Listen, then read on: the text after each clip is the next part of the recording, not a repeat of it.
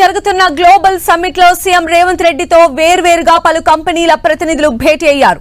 రాష్ట్రంలో పెట్టుబడి అవకాశాలపై వారు సీఎంతో చర్చించారు. సీఎం రేవంత్ రెడ్డిని KEI group, Crystal Lagoons, Green Panthers properties ప్రతినిధులు కలిశారు. అలాగే సీఎంతో గోద్రేజ్ జెర్సీ సంస్థ executive vice president Firoz Shah Godrej group president Rakesh Swamy సమావేశమయ్యారు. హైదరాబాద్ లో కంపెనీ విస్తరణపై సీఎంతో చర్చించిన గోద్రేజ్ జెర్సీ ప్రతినిధులు milk, FMCG, real estate, oil palm విభాగాల్లో పెట్టుబడులు పెట్టేందుకు ఆసక్తి చూపారు. ఇక సీఎం ను బయోవరం ఫార్మా చైర్మన్ వరప్రసాద్ రెడ్డితో పాటు సంస్థ ప్రతినిధులు కలిశారు. సీఎం సమక్షంలో తెలంగాణ సర్కార్తో బయోవరం ఫార్మా ఎంఓయూ కుదుర్చుకుంది. ఇక కంపెనీ విస్తరణ కోసం సీఎం రేవంత్ రెడ్డి సమక్షంలో ఎంఎస్ఎన్ గ్రూప్ కూడా ఎంఓయూ కుదుర్చుకుంది. సో రెండో రోజు కుదుర్చుకుంటున్నటువంటి ఎంఓయూకి సంబంధించిన మరిన్ని అప్డేట్స్ అందించారు మా ప్రతినిధి కొండల్. మనకు అందుబాటులో ఉన్నారు. కొండల్,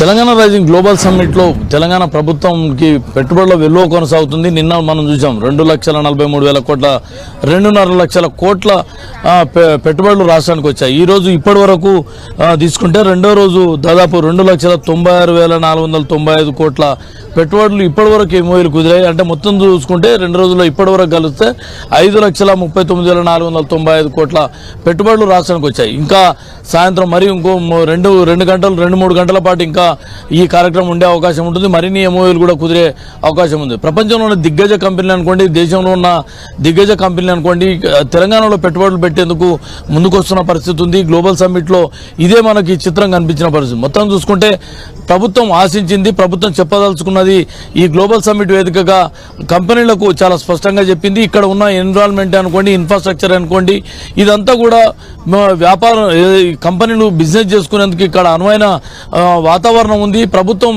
ఈ అన్ని రంగాలకు అండగా ఉంటుందన్న భరోసానిచ్చిన నేపథ్యంలో ఇన్వెస్టర్స్ భారీగా తమ పెట్టుబడులు పెట్టేందుకు ముందుకొచ్చిన పరిస్థితి ఉంది. ఇప్పటి వరకు ఈ 2 రోజుల్లో ఇప్పటి వరకు కలుపుకుంటే 5,39,000 కోట్ల పెట్టుబడుల ఎంఓయూలు ప్రస్తుతానికి కుదిరాయి. మరో గంట సేపు 2 గంటల పాటు ఇది కొనసాగవచ్చు. సాయంత్రం ప్రభుత్వం ఒక డాక్యుమెంట్ ను భవిష్యత్తు డాక్యుమెంట్ ను రిలీజ్ చేయబోతుంది. తెలంగాణ రైజింగ్ 2047 విజన్ డాక్యుమెంట్ ను సీఎం రేవంత్ రెడ్డి 6 గంటలకు రిలీజ్ చేయబోతున్నారు. ఈ విజన్ డాక్యుమెంట్ ద్వారా తెలంగాణ ప్రభుత్వం లక్ష్యాలు, భవిష్యత్తులో తెలంగాణ అభివృద్ధి ఎలా ఉండబోతుంది అన్నది ఈ విజన్ డాక్యుమెంట్ ద్వారా ప్రభుత్వం చెప్పబోతుంది. మొత్తానికి ఇన్వెస్ట్మెంట్స్ కు ఒక అడ్డాగా తెలంగాణను చేయడం, హైదరాబాద్ ను అడ్డాగా చేయడం అన్నది ప్రభుత్వం లక్ష్యంగా చేసుకుంది. దానికి అనుగుణంగానే పూర్తి స్థాయిలో గ్లోబల్ సమ్మిట్ తో సక్సెస్ అయిందని మనం భావించవచ్చు.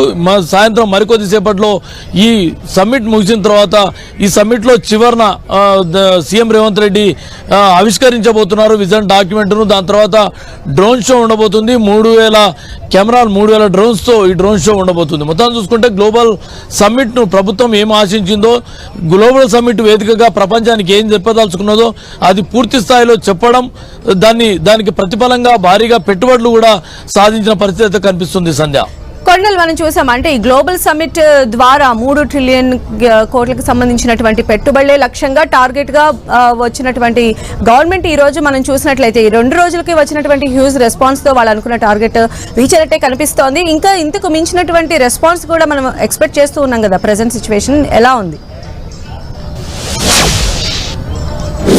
ఖచ్చితంగా ప్రభుత్వం అయితే 3 ట్రిలియన్ ఆర్థిక వ్యవస్థను నిర్మించడమే లక్ష్యంగా గ్లోబల్ సమ్మిట్ పెట్టుకుంది. దానికి అనుగుణంగానే ప్రభుత్వం ముందుకెళ్తుంది. ఆ ప్రణాళికల్లో భాగంగానే ఈరోజు మరికొద్దిసేపట్లో సీఎం రేవంత్ రెడ్డి ఆవిష్కరించబోయే విజన్ డాక్యుమెంట్ అనేది అత్యంత కీలకంగా మారిందని చెప్పుకోవచ్చు. మంత్రి జూపల్లి గారు ఉన్నారు. జూపల్లి గారు, సార్, టూరిజంలో ఇప్పటివరకు ఎట్లా ఇన్వెస్ట్మెంట్స్ సంబంధించి లేదు అంటే ఎట్లా ఈ స్పందన ఎట్లా ఉంది అనిపిస్తుంది మీకు? వస్తున్న ఇన్వెస్ట్మెంట్ చూస్తుంటే స్పందన బ్రహ్మాండంగా ఉంది. అనుకున్న లక్ష్యం రీచ్ అవుతాం. Takes time but it will be through. అనుకున్న లక్ష్యం ప్రభుత్వము పెట్టుబడులు భారీగా రాష్ట్రానికి తీసుకురావాలనుకున్న లక్ష్యాన్ని అయితే నెరవేరిందని చెప్పే అభిప్రాయాన్ని మంత్రి జూపల్లి వ్యక్తం చేస్తున్నారు. ఏదేమైనా కూడా భారీ పెట్టుబడులను హైదరాబాద్కు రప్పించాలన్నదే ప్రభుత్వ ప్రధాన ఉద్దేశంగా ఉంది. మొన్నటి దావోస్ పర్యటనలో ఇన్వెస్ట్మెంట్స్ అనుకోండి, ఈరోజు గ్లోబల్ సమ్మిట్ వేదికగా కుదిరిన ఎంఓఏలు చూస్తుంటే ప్రభుత్వం కూడా భారీ స్థాయిలో తమ లక్ష్యం నెరవేరిందన్నది ఆశాభావంతోనైతే ఉంది. ఇప్పటి వరకు అయితే 5,39,000 కోట్ల పెట్టుబడులు 2 రోజులకు కలిపి ఇప్పటికి ఎంఓఏలు కుదిరాయి. మరికొన్ని పెట్టుబడులు కూడా ఎంఓఏలు కుదిరే అవకాశం అయితే ఉంది. దీంతో ఫ్యూచర్ సిటీ టార్గెట్ ప్రభుత్వం ఒక భారీ లక్ష్యంతో ముఖ్యంగా Revanth Reddy dream project future city నిర్మాణం అన్నది రూపకల్పన చేసుకుంటున్నారు. దానికి సంబంధించిన ప్రణాళికలన్నీ సిద్ధం చేసుకున్న నేపథ్యంలో ఇదే ఫ్యూచర్ సిటీ వేదికగా జరుగుతున్న గ్లోబల్ సమ్మిట్లో ఇది ఒక పెద్ద ముందడుగా ప్రభుత్వం భావిస్తుంది. పూర్తి స్థాయిలో ఇది ఒక తెలంగాణ ప్రభుత్వానికి ఒక బూస్టప్ గా ఈ తెలంగాణ రైజింగ్ గ్లోబల్ సమ్మిట్ నిలవబోతుందని చెప్పుకోవచ్చు. సంధ్య, కొన్నల్, మనం చూసినట్లయితే ఇప్పటికీ కూడా అన్ని రంగాలకి సంబంధించినటువంటి పెట్టుబడుల ఆకర్షణలో భాగంగా ఇప్పటి వరకు ఎంఓలు కుదుర్చుకున్నటువంటి వారందరూ కూడా డిఫరెంట్ సెక్టార్స్ ని బేస్ చేసుకుని, పైగా ఎస్పెషల్లీ ఇప్పుడు గవర్నమెంట్ వాళ్ళకి ఎలాంటి అంటే పెట్టుబడులు పెట్టేందుకు అవకాశాలు కల్పిస్తుందని మనం అనుకోవచ్చు అంటారు. ఫ్యూచర్ సిటీని చాలా అంటే గ్లోబల్ వైడ్ గా కూడా దాన్ని ఒక రెఫరెండంగా చూపించాలనేటువంటి రేవంత్ రెడ్డి సంకల్పం ఎంతవరకు నెరవేరే అవకాశం ఉంటుంది దీని ద్వారా?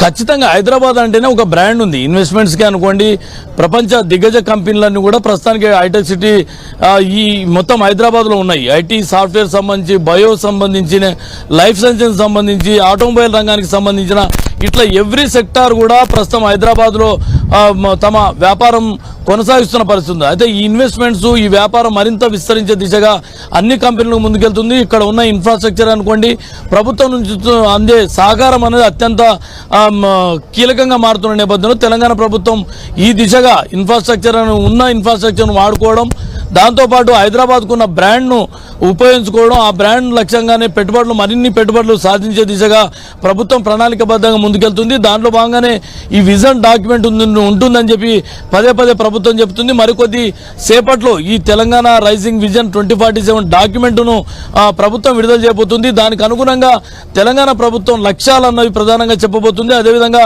ఇక్కడికి వచ్చి ఇన్వెస్ట్మెంట్ చేసే కంపెనీలకు తెలంగాణ ప్రభుత్వం ఎలాంటి భరోసాను కల్పిస్తుంది, ఎలాంటి వారికి ఆర్థిక అవసరాలు అనుకోండి, వాళ్ళకి కావాల్సిన సహాయ సహకారాలు ఎలా ఉంటాయన్నది కూడా ఈ డాక్యుమెంట్ పాలసీలో ఉండబోతుంది. దాంతోపాటు తెలంగాణ అభివృద్ధికి ప్రభుత్వ పరంగా ఎలాంటి ప్రణాళికలతో ముందుకెళ్తుంది అన్నదాన్ని కూడా ఈ విజన్ డాక్యుమెంట్లో చెప్పబోతుంది.